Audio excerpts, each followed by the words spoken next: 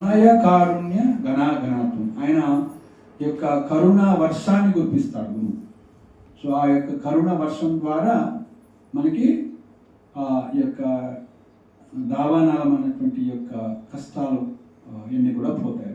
So కాబట్టి మనం కృష్ణుడి యొక్క మెస్ని మనం గురువు ద్వారా తీసుకోవాలి. హే కృష్ణ కరుణాసింతో. ఇంకా మూడవ విశేషం దీనబంధు, దీనులకి బంధు అన్నమాట. సో దీనబంధు అంటే ఎవరిని దీనబంధు అంటాము?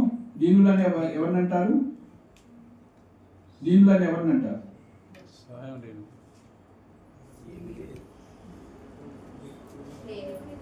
ఏమి లేను అంటే దీనుడు అంటారు అన్నమాట. వాడికి తల్లి లేదు, తండ్రి లేదు, ఇల్లు లేదు, వాకిల్ లేదు, డబ్బు లేదు, చదువు లేదు, అనాథుడు లేదా దీనుడు అన్నమాట. అంటే ఏమి లేదు, తినడానికి తిండి లేనటువంటి వ్యక్తి. సో కాబట్టి హే కృష్ణ కరుణాసింధో దీనబంధు. సో మన బంధువు ఎవరంటే దీనులకి కృష్ణుడు. సో మనం అది గుర్తించాలి. మనం బంధువు ఎవరు అనుకుంటున్నాం?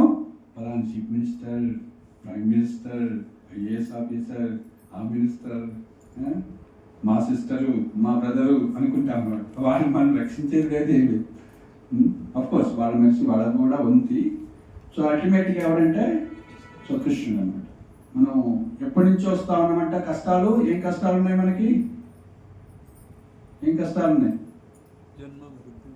మనకి మృత్యు వస్తుంది. ఎవరికైనా ఇంట్రెస్ట్ ఉందా? మనం కోరుకోకుండా కష్టాలు వస్తాయి. ముసలివాళ్ళం అయిపోతాం. వ్యాధులు కోరుకుంటామా? మనం కోరుకోకుండా ఈ విధంగా వస్తాయి. అట్లనే కష్టాలు వస్తున్నాయి. సుఖం కూడా అలాగే వస్తుందండి. మనం కోరుకోవాల్సిన అవసరం లేదండి మానవ జన్మలో. సో మనం ఎక్కువ ఎండీవర్ చేయాల్సిన అవసరం లేదు. భోజనం కోసము, వీటి కోసము, తినడానికి, పడుకోవటానికి మనం ఆహార నిద్రం కోసము అని కృష్ణుడు ఏర్పాటు చేశాడు. పిల్లవాడు పుట్టక ముందు పాలున్నాయా తల్లి సనంలో? మరి తర్వాత ఎవరిచ్చారు? కృష్ణుడు. దాన్ని ఏమంటారు? అలా తెలుసుకోవటాన్ని విశ్వాసం అంటారు. సో కాబట్టి మనం కృష్ణ భక్తి హరే కృష్ణ చేస్తే భోజనం వస్తుందా? రాదు. దాన్ని ఏమంటారు? శ్రద్ధ, విశ్వాసం. ఆ శ్రద్ధ ఉందా మనకి? సో మా ఫాదర్ ఫస్ట్ అడిగారు, హరే కృష్ణ హరే రాముడు నీకు భోజనం వాడి పడతాడు. సో దాన్ని దృఢ శ్రద్ధ అంటారు.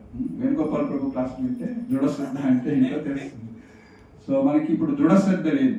తిలకం పెట్టుకోవటానికి కూడా దృఢ శ్రద్ధ లేదు. చికా పెట్టుకోవటానికి, ధోతి కుర్త కట్టుకోవడానికి దృఢ శ్రద్ధ లేదు. దృఢ శ్రద్ధ ఎలా వస్తుంది మరి మనకి? సాధు సంఘ సర్వశాస్త్ర పోయే లవమాత్ర సాధు సంఘ సర్వసిద్ధి హోయ్. సో కాబట్టి సాధువుల యొక్క సంగతిని తీసుకుంటూ వస్తుంది. సో అలా సాధు సంగతిని తీసుకోవటం వల్ల ఏమవుతుంది మనకి?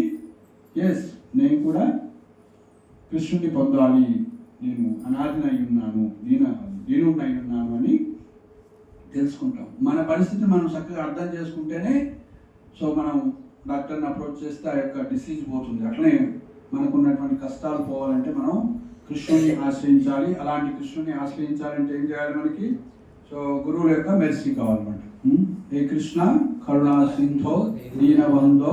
ఇంకోటి జగత్పతి. ఎలాంటి వాడంటే కృష్ణుడు? జగత్పతి. జగత్తునంతా కూడా మెయింటైన్ చేసేవాడు. జగన్నాథుడు అనమాట.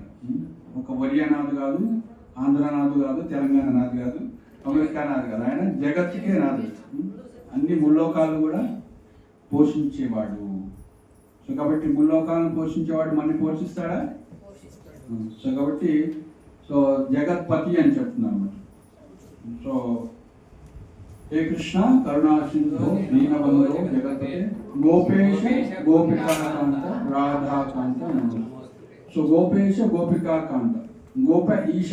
గోపులకి ఈశుడు. గోపులకు అంటే ఎవరు? గోపులు అంటే ఎవరు?